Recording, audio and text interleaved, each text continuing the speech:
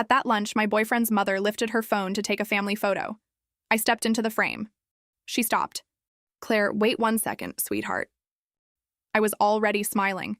She looked at her phone screen. Then she looked at the area above my upper lip. Then she smiled like she was trying to be kind. "You may want to touch up your face first." The room went quiet. It wasn't a question.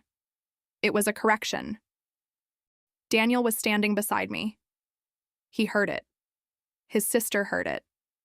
His father heard it. Even his grandmother, who had barely spoken all afternoon, looked up from her plate. Margaret kept smiling. "It's just the lighting, sweetheart. It shows more in this light. You'll hate the photo later." My hand went to my face before I could stop it, as if I could cover everything with my fingers, the spots, the shame, the fact that for a few seconds, I had become the problem in the room. One of his cousins tried to help. I can add a filter. No one laughed out loud. That was the worst part. They just waited. Waited for me to go to the bathroom. Waited for me to fix it. Waited for me to come back acceptable. So I went. I walked into the bathroom with my makeup bag tight in my hand, locked the door, opened the concealer, put on one layer, then another, then another. My skin started to burn, but I kept going. Because in that moment, burning felt better than walking back into that room with my face the way it was. When I came back, Margaret took the picture. I stood at the edge of it, smiling, with my face heavy, with Daniel beside me, silent. That night, I opened the photo on my phone and zoomed in with 2 fingers. The spots were still there. And that was when I understood something that scared me more than any comment ever had. I wasn't trying to improve my face. I was trying to ask permission to exist inside it. If you want to understand how one sentence at an ordinary family lunch led a woman to walk into a clinic to fix her own face and leave recognizing herself even less than before, stay with me. Because this story doesn't begin with skin. It begins the day someone looked at me and decided my face needed to be corrected.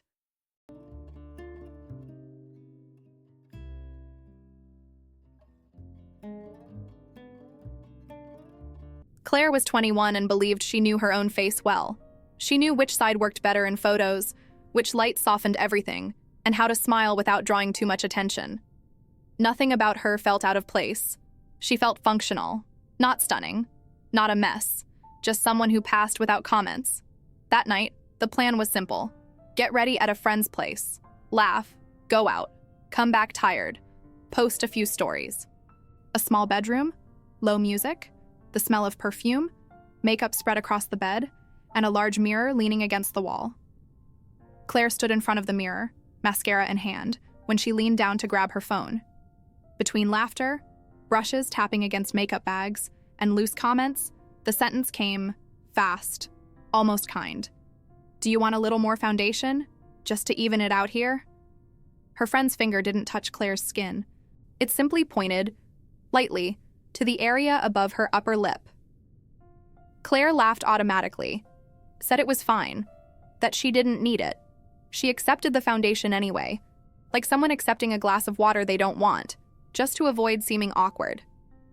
On the outside, nothing changed. On the inside, something shifted. It wasn't the kind of shame that burns immediately. It was silence. As if the room's volume had been turned down for a few seconds. Before she noticed, Claire had moved closer to the mirror. She tilted her face slightly, turned to the right, to the left, lifted her chin. The marks above her lip were there. They hadn't appeared in that moment. They hadn't come out of nowhere. But for the first time, they carried weight. She tried to remember since when, last summer, a change in birth control, sleepless nights.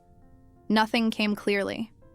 Only the feeling of having arrived late to a conversation about herself, as if the world had noticed something she was only now seeing. She finished her makeup and applied lipstick more carefully than usual, as if the right shade could erase what the foundation couldn't fully hide. That night, she went out, laughed, danced, posted. She looked normal. But between conversations, Claire searched for dim corners, soft filters, bathrooms with flattering light. She wasn't just having fun, she was monitoring her face. In the days that followed, The change was quiet. Mirrors became daily tests. Cameras, potential traps. The cold supermarket lights started to feel like spotlights aimed directly at her skin. She didn't say it out loud. When she caught herself staring at her reflection longer than necessary, she whispered explanations to herself. Age, stress, too much sun. The confirmation came days later, in Daniel's voice. They were talking about ordinary things when he took a breath and suggested she see a dermatologist. He said his mother had noticed the spots, said they were more visible, even with makeup. It wasn't serious, just prevention. Claire felt her stomach tighten. She took a breath, smiled, agreed, changed the subject. That night, alone in the bathroom, she forced herself to look. No foundation, no concealer, no favorite angle. The face looking back wasn't entirely unfamiliar, but it wasn't the same anymore. It wasn't just about a skin issue. It was as if she no longer knew where a skin problem ended and a being problem began. For the first time, Claire realized she wasn't just getting ready anymore. She was starting to monitor her own existence, and that scared her more than any mark above her lip. Claire woke up the next day feeling like nothing had really happened. The comment had been small. The night had been good. Life was still intact. She got up, washed her face, applied moisturizer and sunscreen like always. No rush, no drama. In the bathroom mirror, she didn't look for anything, didn't lean in close, didn't change the angle. Denial, she realized later, was also a form of control. On the way to class, she told herself it was all an overreaction. People comment, friends help, boyfriends' mothers talk too much. None of it had to mean anything.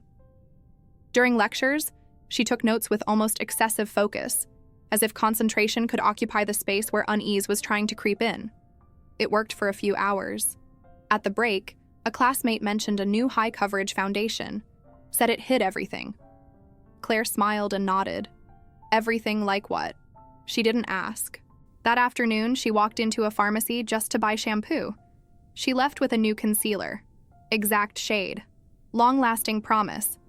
She told herself it was practical, not fear. At home, she tested the product with careful precision. Natural light. Damp sponge. Thin layers. The result was good. Almost perfect. She looked at herself from a distance, like someone evaluating a job well done, and decided it was solved.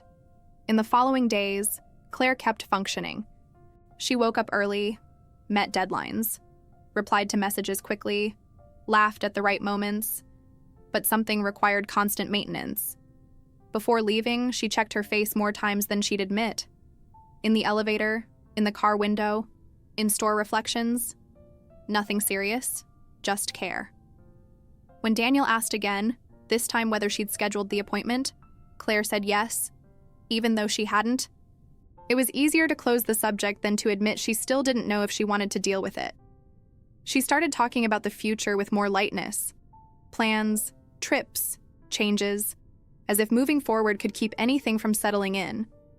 But at night, when the room went quiet, Claire felt exhaustion arrive before sleep. Not physical exhaustion, a drain of attention. Maintaining control required energy.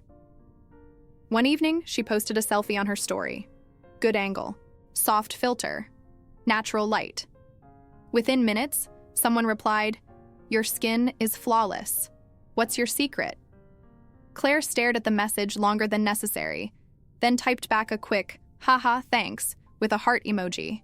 She locked her phone and set it face down on the table. Flawless. The word sat heavy in her chest. Later that night, standing in front of the mirror, something shifted. Not the image, the intention. She realized she was no longer looking at herself to recognize herself. She was looking to correct herself, as if her face were an unfinished task. The denial started to fail there. Not loudly, but firmly. Claire understood that pretending to be normal wasn't protecting her. It was keeping her busy. Still, she decided to keep going. At least for now.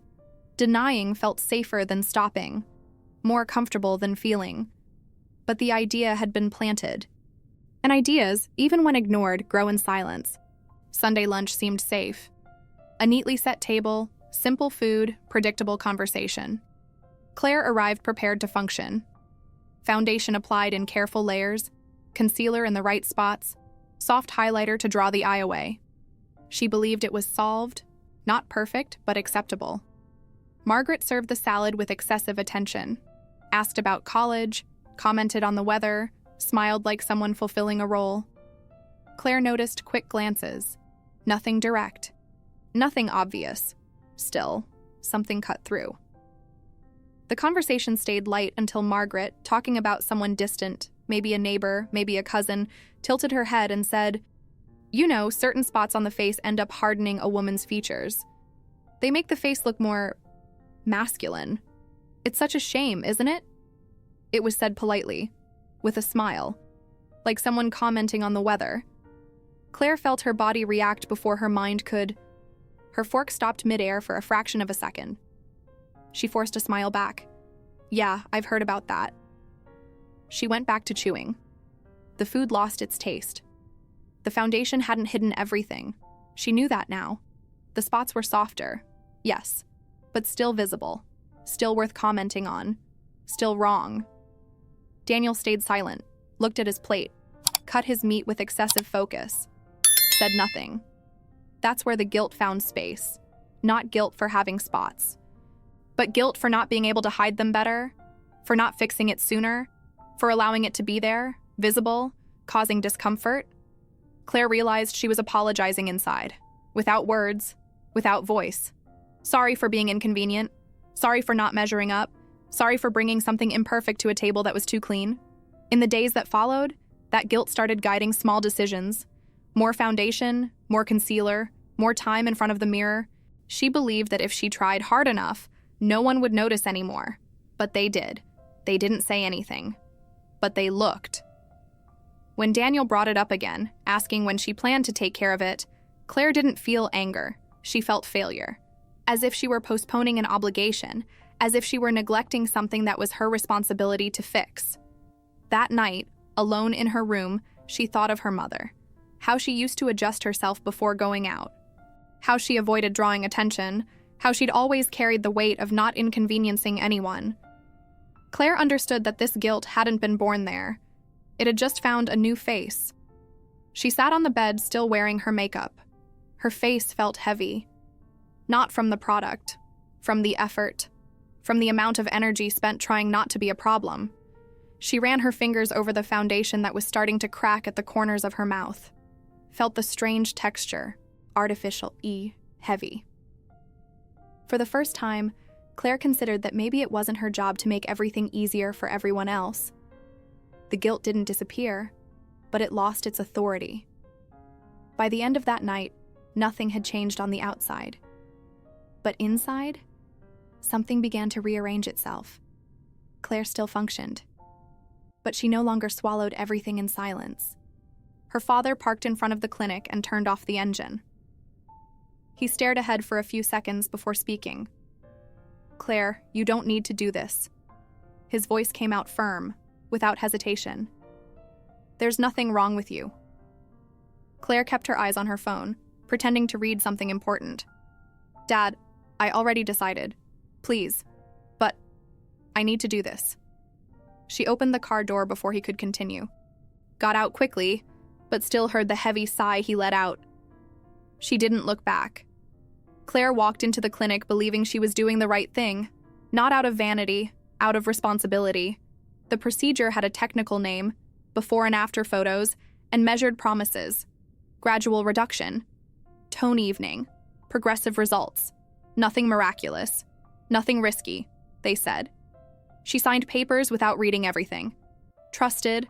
Wanted to fix it. During the procedure, she kept her eyes closed.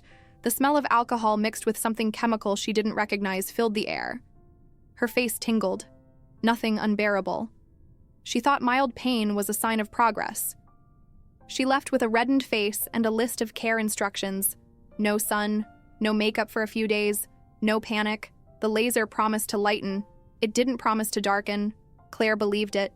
In the first few days, she avoided the mirror, followed the instructions precisely, slept on her side, applied the products at the right times, told herself that getting worse before getting better was normal. But by the fourth day, something didn't add up. The spots weren't just there. They were darker, more defined, more visible than before. She moved closer to the mirror, then stepped back, changed the lighting, tried to rationalize. It was early. It was a reaction. It was a phase. On the fifth day, she tried to apply foundation. For the first time, it didn't work. The concealer piled up. The texture gave it away. The spots came through everything. Claire felt her heart race. Her breathing shortened. Her hands trembled slightly. This wasn't discomfort. It was fear. Fear that she'd made worse something that already weakened her. Fear that she'd pushed herself past her own limit. Fear that she couldn't go back. She canceled plans. Ignored messages. Said she was busy. She wasn't. She was trying to understand how something meant to fix had broken even more. When Daniel saw it, he commented with excessive care, said it looked stronger, asked if it was normal. Claire didn't answer. Went to the bathroom, locked the door. There, sitting on the cold floor, she felt panic arrive in full. No filter, no control. She remembered the car, her father's voice saying there was nothing wrong. How she'd cut off the conversation before he could say more. I need to do this. Now, sitting on the floor, those words sounded hollow. She cried in silence. Not over aesthetics, over failure. She realized she'd bet everything on that solution. Time, money, hope. And now she had to face the fact that she'd lost something beyond the expected result. It wasn't just her face that was worse. It was her confidence. For the first time since the beginning, Claire admitted something difficult. She wasn't dealing with a simple problem. She was trying to fix a part of herself she couldn't accept existed. The fear stopped being imaginary. It was concrete, visible, daily. That night, in front of the mirror, Claire didn't try to correct herself. She couldn't. She just thought, with a tight chest, a truth too new to be comfortable. She tried to fix it, and broke it even more. And now, looking at the face she no longer recognized, she realized there was something worse than the spots appearing. It was knowing that she had done this to herself. Even when someone tried to stop her. Claire was scrolling through her feed when she saw it. A group photo from the last time she'd gone out with friends, before the procedure. She was in the corner, smiling, carefree. Someone had commented below. You looked so beautiful that day. Looked. Past tense. Claire locked her phone. She started avoiding the screen after that, not because of a lack of messages, but because of what appeared when she unlocked it. Old photos showed up without warning. Automatic memories. Smiles from another time. She saw herself at 19, clear skin, unburdened face, looking at the camera like someone who didn't negotiate her own presence. There was no calculated angle, no filter. There was rest. Claire felt a tightness in her chest. It wasn't envy of that version. It was longing, a strange longing, for something she never got to live consciously. She swiped the screen away, but the image stayed, as if it had been etched inside. In the following days, she started noticing the others. Friends who went out without thinking about the lighting, who accepted last-minute invitations, who laughed before the photo, not after reviewing it. Claire started declining invitations, said she was tired, that she had work, that maybe next time never came. She didn't want to be seen, but she also didn't want to explain. The isolation wasn't open sadness. It was emotional economy. Less exposure, less risk. On a quiet afternoon, she opened an old box at the back of her closet. Inside, printed photos, notes, a small mirror cracked in one corner. She held one specific photo longer. She was at a simple party, hair tied up carelessly, crooked smile. She didn't remember the event. She remembered the feeling, lightness. She remembered something else, too. The car, her father's voice saying there was nothing wrong. In that old photo, she saw what he saw. But at the time, she couldn't believe him. Now, it was too late. Claire realized something that cut through her without asking permission. She didn't just miss her appearance.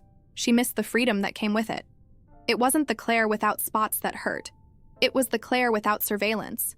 The one who left without checking her reflection 3 times, who accepted invitations without calculating the lighting of the place, who existed without monitoring herself. That version never truly existed. She just didn't know it. She sat on the bed with photos scattered around her, her current face reflected in the closet mirror. The past spread across her lap. That's where the grief found its name.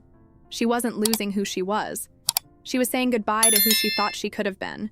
The version who left without thinking, who laughed before the photo, who took up space without negotiating. Claire left the photos scattered on the bed.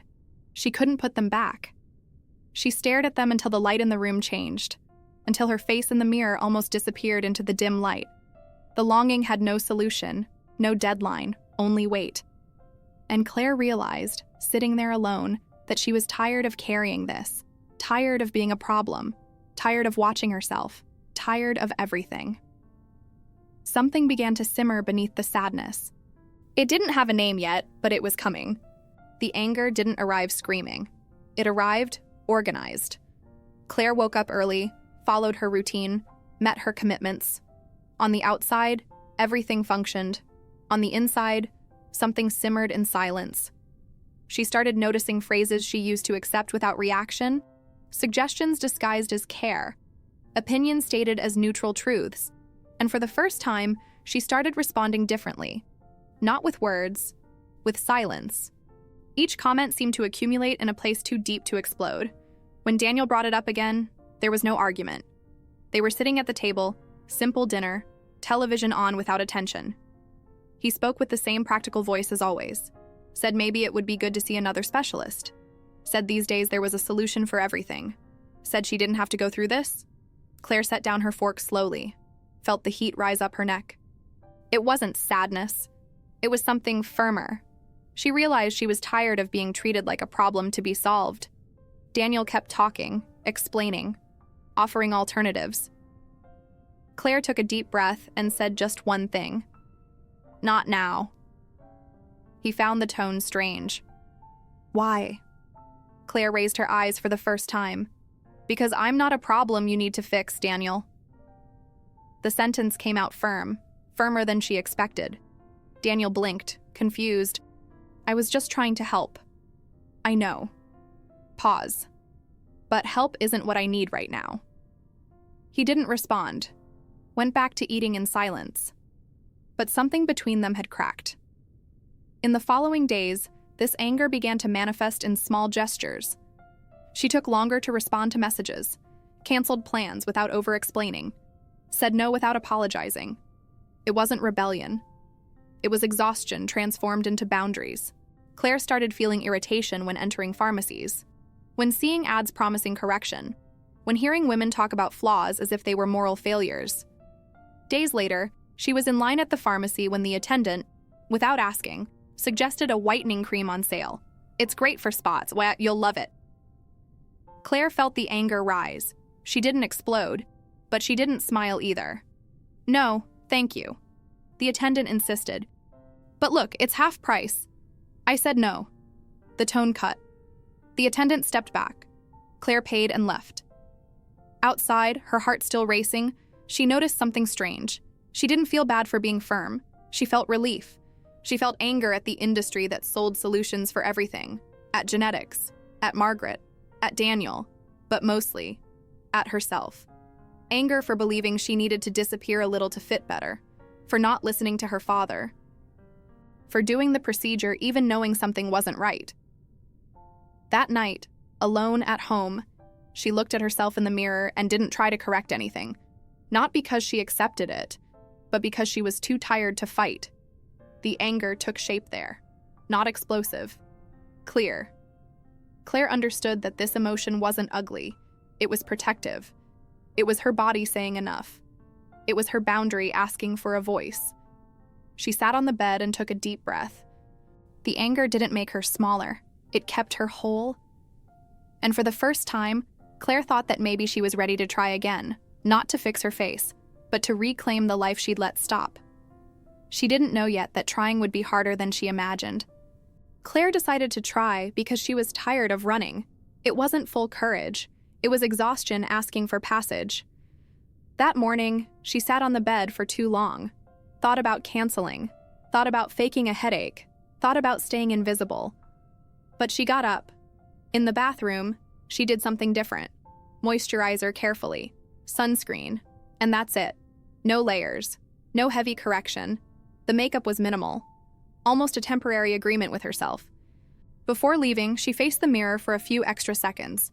The spots didn't disappear. They were there, soft, but present. Still, she decided to go. The invitation was simple. Coffee with friends, familiar place, outdoor table, natural light. On the way, her whole body seemed on alert, not from open shame, from anticipation. This was the trying again she'd promised herself, and now there was no turning back without at least testing it. When she arrived, her friends came closer to hug her. Claire leaned back by reflex, short hugs, careful ones. She was afraid of touching too much, afraid of staining someone's light-colored clothes, afraid of leaving a trace. The memory came quickly. Once, someone left with foundation marked on their shirt sleeve. She apologized more than once, laughed, but never forgot. She sat down, breathed. For a few minutes, everything seemed possible.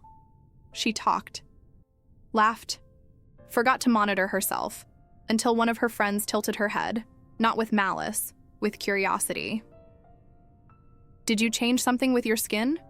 The question fell lightly, but it fell. The silence lasted briefly. Another friend commented about work. Someone called the waiter. The subject changed. Life moved on. It was enough. Claire felt her stomach give way. The hope, already fragile, broke there. It wasn't the comment. It was the confirmation. She smiled, said she was taking care of it. Inside, something stepped back several paces. The rest of the meeting happened in slow motion. Distant voices, the coffee cooling, her body present, her mind far away.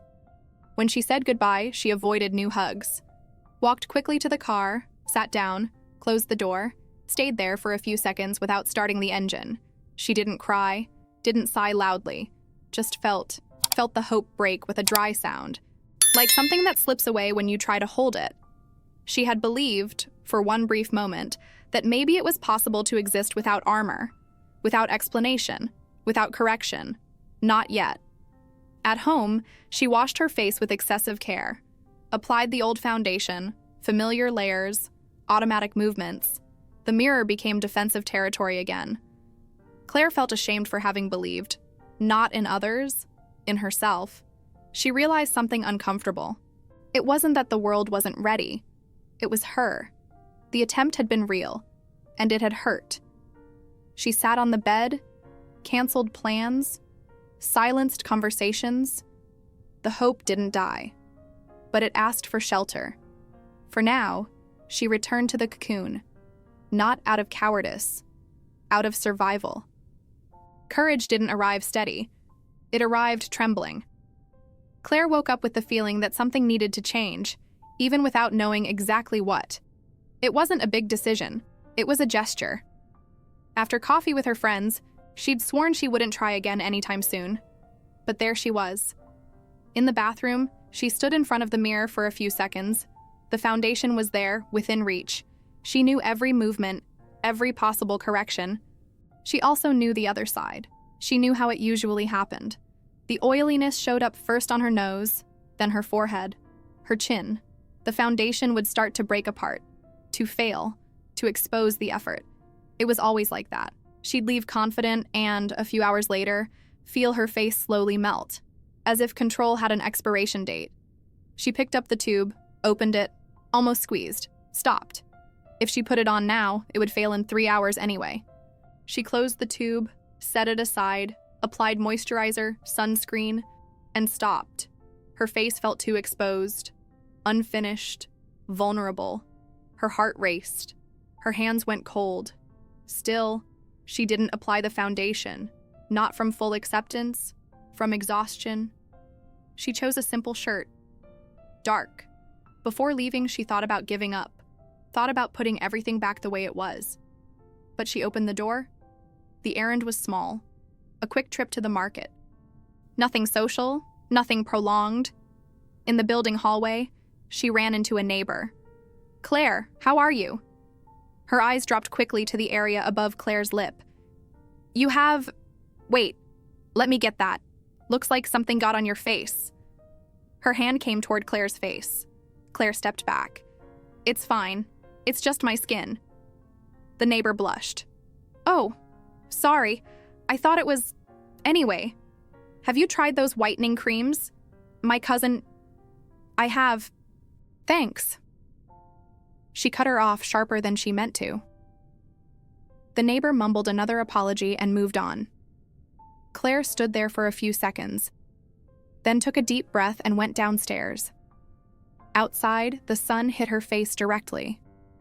She felt the shine starting, almost turned her face away by reflex. Didn't turn. She entered the market, grabbed a cart, walked between the aisles, past a reflective surface. Saw her reflection briefly. Spots under the white light, skin shining. Looked away quickly. In the cleaning aisle, an older woman asked for help finding a product. Claire pointed it out. The woman thanked her, hesitated, and commented, "My daughter had spots like that. Got a great laser treatment. They disappeared completely. These days you can fix it, you know?" Claire could only manage, The woman smiled, satisfied, and walked away. In the checkout line, she heard two girls behind her. "I couldn't leave the house like that," one said. "Too quiet to be a complaint. Too loud to be a secret. At least some foundation." Claire pretended not to hear. Paid. Left. In the car, her hands trembled so much she had to rest them in her lap before starting the engine. She didn't cry, didn't scream, just felt every look, every comment wrapped as advice, every unsolicited solution. They weren't being cruel on purpose, but to her, each phrase came as confirmation that something was wrong there. Too visible, too bothersome. That afternoon, she sent a short message to Daniel, said she needed space, that she didn't want more conversations about solutions for a while, didn't explain, didn't apologize. The response came after some time. Okay.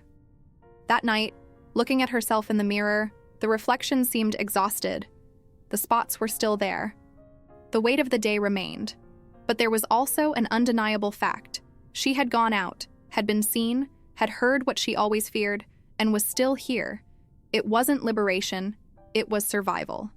She understood that courage wasn't leaving without fear. It was leaving knowing exactly what could happen, and still taking the step anyway. Fragile, imperfect, real. Claire went to bed drained of energy, but a little fuller of truth. She hadn't won the world, or herself, but she'd crossed a threshold that now she knew existed. And even though it hurt, she didn't want to pretend that step hadn't happened. The facade didn't fall all at once. It gave way. Claire spent the entire day trying to function, answered messages, met deadlines, smiled when expected. Inside, something was loose. Her body ached with exhaustion that wasn't physical. It was accumulated effort, the weight of every well-intentioned comment she'd been swallowing for months. That evening, Daniel came home early, said he needed to talk. His tone was calm, too careful. They sat on the couch, the TV off, silence taking up space. He started by saying he was worried, that he felt distance, that he wanted to help. The word help landed wrong, brought with it the memory of the clinic, of her father saying she didn't need it, of the women at the market offering solutions. Claire tried to respond the way she always did, with organized sentences, with reasonable explanations. But her voice failed halfway through. It wasn't immediate crying. It was a sudden emptiness. She opened her mouth to continue. Nothing came out. Daniel waited, looked, saw. That's where the facade was lost. Claire brought her hands to her face by reflex, as if she could still hide the collapse, but she didn't hide it. The tears came without warning, without control, without grace. She didn't apologize, didn't explain, didn't try to seem strong. She just said she was tired of hearing solutions, of being analyzed, of existing as a walking problem. The sentence came out broken, but true. Daniel tried to move closer. "Claire, I just want what's best for you." She stepped back. "I can't take hearing anymore about how I can be fixed, Daniel." He stopped, took a deep breath. "I'm sorry. I really didn't know my comments were affecting you this much. Not in the way I didn't want them to. But you know how my mother is, always poking. I ended up bringing to you something I should have filtered myself. I like you the way you are. We'll get through this together." Claire felt her chest tighten, not with relief, with something more complicated. He'd said, "I like you the way you are." But he'd also said, "Get through this." As if there was still something to be overcome. She looked at him, her face still wet, and realized something for the first time. Maybe he really did like her, but maybe liking wasn't enough. Not if he still saw the melasma as this. Claire took a deep breath. "I need space, and I need you to stop talking about my skin, even when it comes from your mother, especially when it comes from your mother." Daniel nodded slowly. He seemed confused, as if trying to understand where he'd gone wrong even after apologizing. But he didn't argue. She asked for a few minutes alone. In the bathroom, she sat on the cold floor. The mirror in front of her. Her face swelling, the spots visible, mascara smudged. She didn't try to clean it, didn't try to fix it. For the first time, she let herself be seen that way, even if only by herself. The realization came slowly, but firmly. She'd spent too much time sustaining an acceptable version, and she'd forgotten what it was like to exist without effort. Losing the facade wasn't shame. It was relief. When she returned to the living room, eyes red, breathing uneven, Daniel looked at her differently. Not with pity, with surprise and discomfort. That night, Claire slept poorly, but she slept whole, without makeup, without rehearsal, without performance. The next day, she woke up with a heavy face, but with something light in her chest. She realized she couldn't go back, not after being seen without armor, not after stopping pretending even to herself. The facade had fallen, and strangely, the world hadn't ended. What had ended was the obligation to seem fine all the time. The silence that came after the fall wasn't empty. It was space. 3 days after the conversation with Daniel, Claire woke up at her parents' house. She'd asked for a few days there, not to run away, to breathe. She spent the following days more slowly, not from sadness, from attention. She woke up without urgency, opened the windows, let the light in before deciding anything. In the bathroom, the mirror was still there, but it no longer demanded confrontation. She started small, not with promises, with gestures. She washed her face with cold water, felt the texture of her skin without rushing, applied the product with her hands, not with a sponge. For the first time, the care didn't come to a race. It came to accompany. She realized something simple and new. Her face responded when it wasn't pressured. It didn't improve miraculously, but it relaxed. The ritual became an anchor. Morning and night. Few steps. No urgency. She didn't look at herself to correct. She looked to recognize. One afternoon, she found a forgotten notebook in the drawer. Blank pages. She started writing without a plan, not about her skin, about the day, about what she felt while walking, about the old exhaustion of watching herself. The words came out crooked, incomplete. True, that's where something shifted. Claire realized she didn't need to overcome anything to exist. She needed to return to herself. On the 4th day, she opened her makeup bag and saw the old foundation, the familiar tube, the promise of full coverage. She held it for a few seconds, almost opened it, put it back.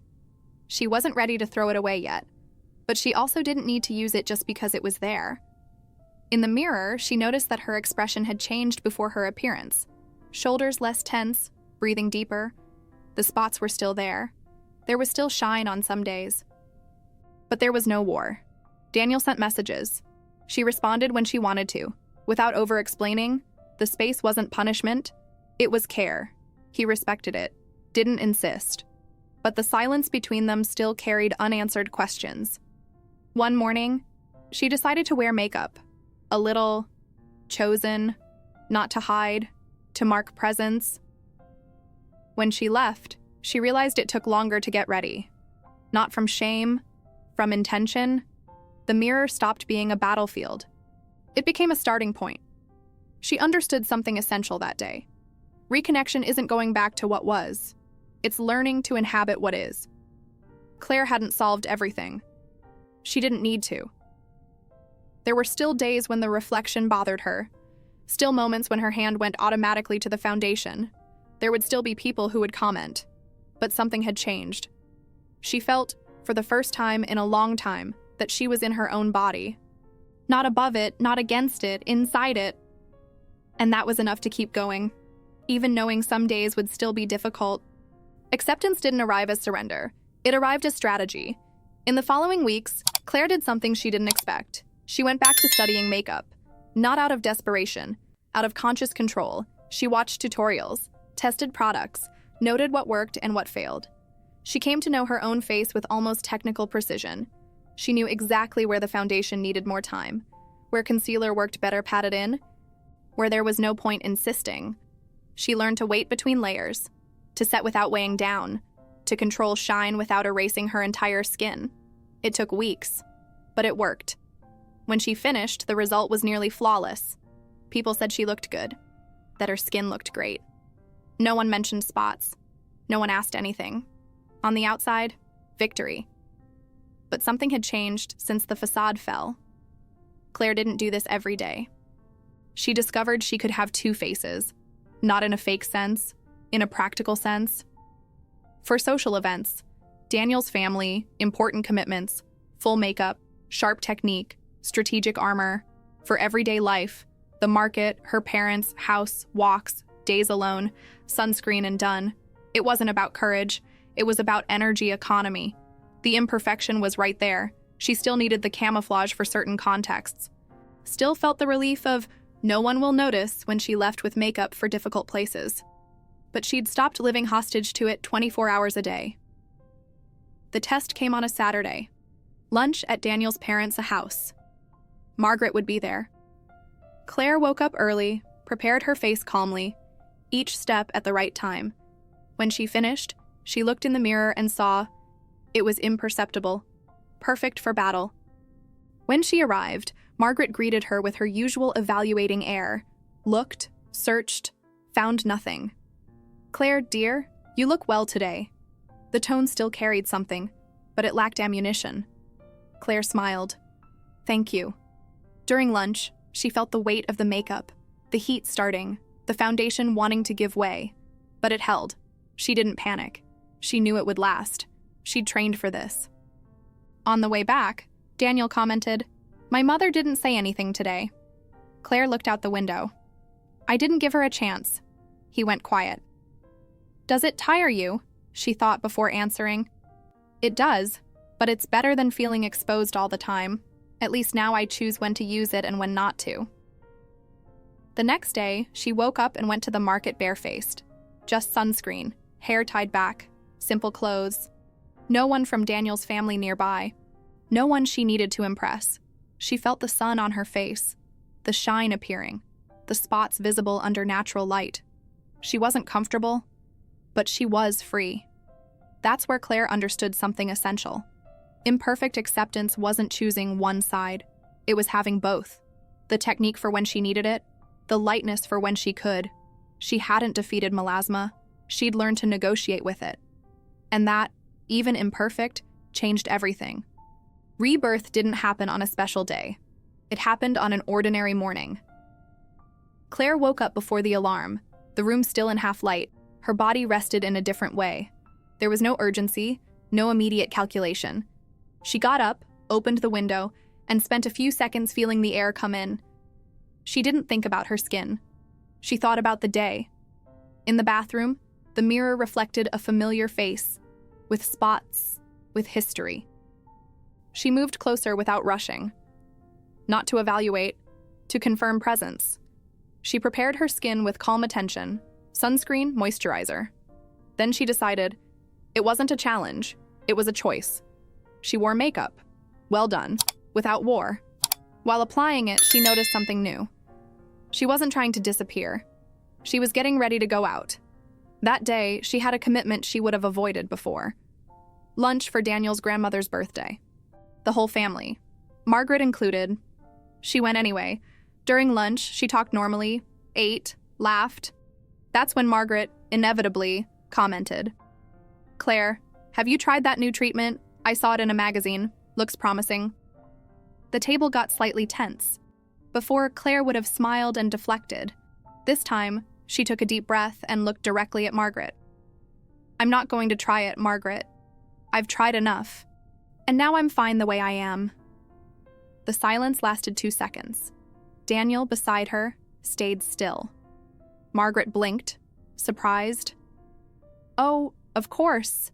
Everyone knows what's best for themselves," and changed the subject. Claire felt her heart racing, but not from panic, from relief. She had said no, out loud, without apologizing.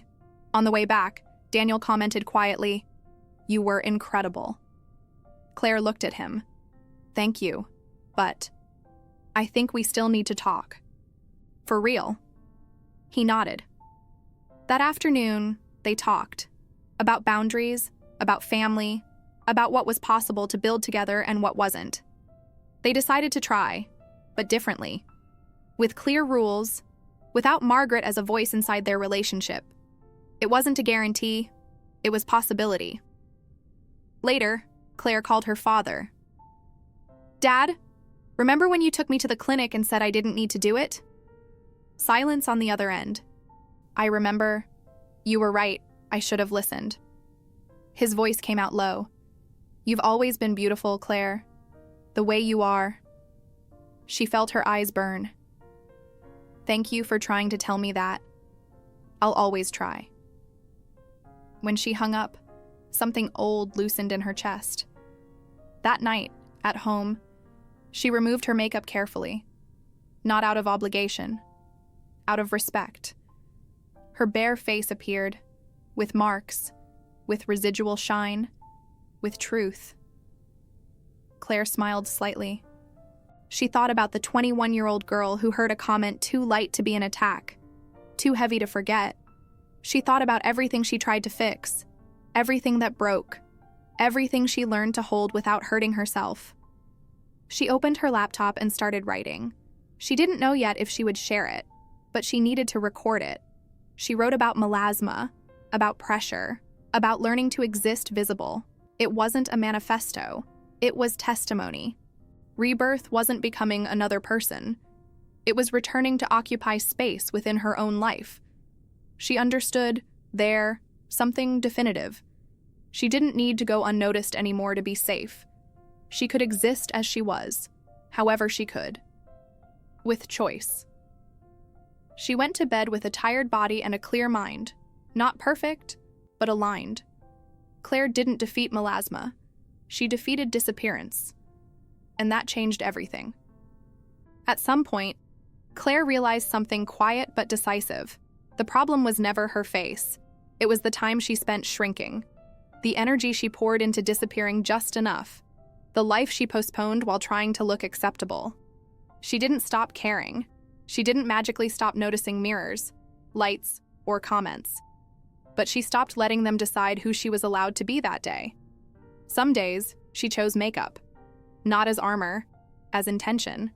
Other days, she chose rest, and sunscreen, and silence. What changed wasn't her skin. It was the agreement she made with herself. She no longer tried to fix what wasn't broken. She learned how to live without negotiating her worth every morning. And maybe that's what matters most. Because if you've been carrying something about yourself like a quiet apology, if you've been fixing and adjusting and correcting just to be left alone, maybe you're not weak. Maybe you're tired. And maybe that tiredness is trying to tell you something. You don't have to arrive perfect. You don't have to resolve everything today. You just have to stop disappearing. If this story touched something you've been holding in silence, stay with this channel. We're not here to fix you. We're here to walk with you while you slowly remember how to exist without apologizing.